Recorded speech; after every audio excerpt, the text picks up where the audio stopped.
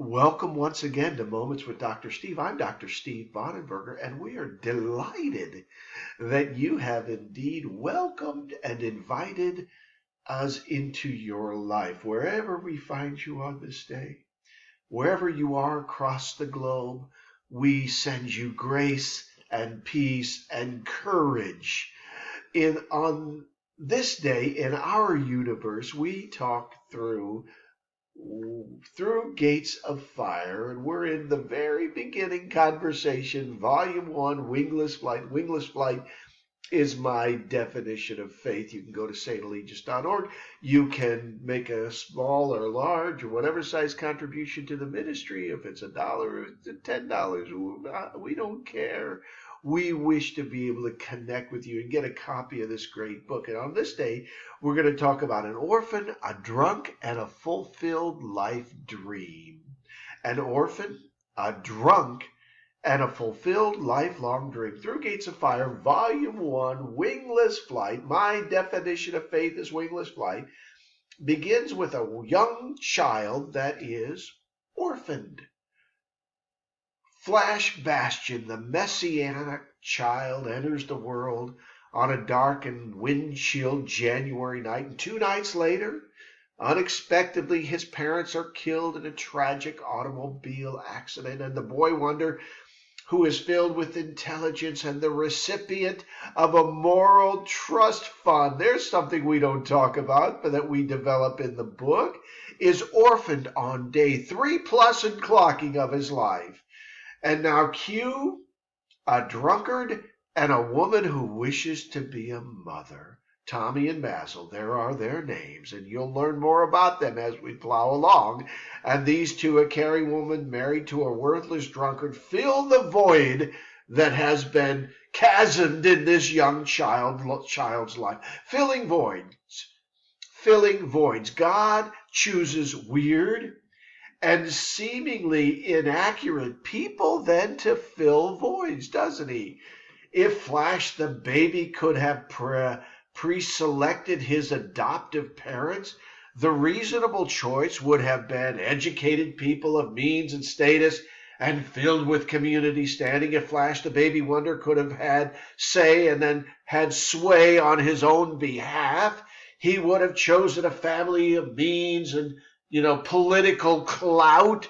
But God chose humble people who would do the child no harm. But God chose humble people who would dedicate their days and their months and their hours and every moment going forward to the care and provision of this boy wonder and the baking and making. But God chose quite deliberately, for the boy wonder to be raised in the shadows of opulence for the sole purpose of developing within his psyche and in his inner being soul compassion. Now, in days to come, we're going to drill more deeply into the characters that are Tommy and Mazel, the drunkard and the mother that would be, who finally becomes one at a very, very advanced age. But for this day, single out your own seeming misfits, listen to me, and cultural and economic misfortune. Single them out. On the surface, they seem gloomy and borderline cruel, But my suspicion is that as you dive deeper, you begin to gain insight into the very handiwork of God. God then works and often does his best work with orphans and drunks and those who walk and wander through life with broken dreams. Wow. I'm going to read just a passage to you from Through Gates of Fire, Volume 1, Wingless Flight, which is the first story I ever really developed and wrote. And it's the story of Flash Bastion. Are you ready? Like my father before me, I never knew my dad. I was born Francis Alicia Bastion, and I split the world with my first piercing arrow on my father's birthday. I was born on January 29th, 1950, and my father was 40 years old when he died as well. His father died at 49. My mother and father had been married what seemed to them a lifetime and had given up all hope of seeing a child, let alone children, come into their world. They were simple people who simply loved and cared for any and every one that came along. The absence of a child had swept in the presence of utter compassion. To be their friend or relative meant to be showered with constant attention and hay bales of candies and cookies and bounty. They poured their lives into any life that came along. That's how they saw it. My mom and dad had no money, made a modest salary, and yet always seemed to have plenty for everyone. Where did the bounty come from? Frank was a hod carrier, for goodness sake.